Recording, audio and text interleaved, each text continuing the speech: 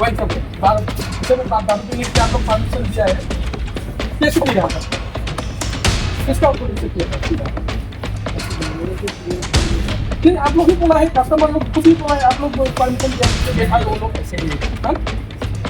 तब तो आप लोग बैठा है नहीं बैठा था, नीचे में बैठा है मतलब नहीं दिया। কাৰ্বি আংলং জিলা সমিতিয়ে ইয়াত উপস্থিত হোৱা দেখা পোৱা গৈছে যে আপোনাৰ যিটো ৰবি ৱাইন শ্বপ তেওঁ সম্পূৰ্ণভাৱে আপোনাৰ লিগেল প্ৰচেছত যোৱা নাই, আনলিগেল প্ৰচেছত তেওঁলোকে কি কৰিছে আপোনাৰ ৱাইন শ্বপৰ যিটো আপোনাৰ পিছফালে আছে তেওঁলোকে বহা এটা তেওঁলোকে ব্যৱস্থা কৰি দিছে, তেওঁলোকে নিজ মুনাফাৰ কাৰণে আৰু তেওঁলোকে খাবলৈ কাৰণে ব্যৱস্থা কৰি দিছে। আৰু তাত আপোনালোকে সংবাদ মাধ্যমৰ জৰিয়তে আপোনালোকে দেখি পোৱা গৈছে যে ইয়াত আপোনাৰ এটা নহয় দুটা নহয় আপোনাৰ প্ৰায় 150টামান ল'ৰা তাত আপোনাৰ মদ সুৰা অৰ্পণ কৰি আছিলে। আৰু ইয়াত আমি আপোনাৰ সংবাদ মাধ্যমত এটা কথা স্পষ্ট কৰিব বিচাৰিছোঁ, এই বিষয়লৈ আমি আবকাৰী বিষয়াকো আমি এই বিষয়লৈ স্মাৰকপত্ৰ দিয়া হৈছিলে 2018 চনতে।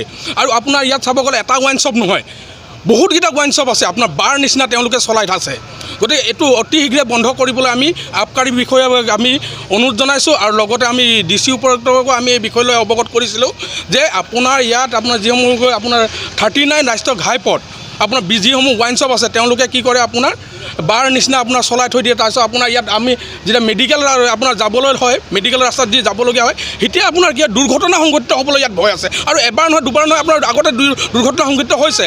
আৰু ইয়াত কেনেকুৱা কি ধৰণৰ তেওঁলোকে ৰুল নমনাকৈ তেওঁলোকে কেনেকুৱাত আপোনাৰ খোৱা ব্যৱস্থা কৰি দিছে, এইটো লক্ষণীয় ভাবিবলগীয়া কথা। আপোনাৰ মেনেজমেণ্ট হৈ আছে নেকি, সেইটো আমাৰ সন্দেহ হৈছে। হয়, আপোনালোকৰ সংবাদ মাধ্যমত স্পষ্ট ক'ব বিচাৰিছোঁ যে ইয়াত আপোনাৰ খুব কম বয়সৰেও আমি দেখিছোঁ, আপোনাৰ 18 বছৰ কম বয়সৰো আপোনাৰ এতিয়া সুৰাপান কৰি থকা অৱস্থাত আমি দেখা পোৱা গৈছে। যেতিয়া আমি তেওঁলোকৰ ওচৰত গৈছিলোঁ তেওঁলোকে পলাইছে। যে তেওঁলোকক এতিয়া আমি সুধিছোঁ তেওঁলোকে নীতি নিয়ম এনেকুৱা আছে নেকি আপোনালোকৰ, আৰু তেওঁলোকে নিজে কৈছে আপোনাৰ কাষ্টমাৰ গ্ৰাহকসকলে কৈছে যে তেওঁলোকে অনুমতি দিয়াৰ কাৰণে তেওঁলোকে ইয়াত সুৰাপান খাইছে। সেইটো আমাৰ ভাবিবলগীয়া কথা হৈ পৰিছে।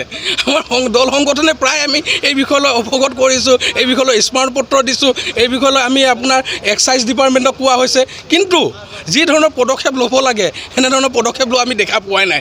তাতকৈ ভিতৰীয়া বুজাবুজি হৈ আছে নেকি, এতিয়া সেইটো লক্ষণীয় ভাবিবলগীয়া কথা হৈ পৰিছে।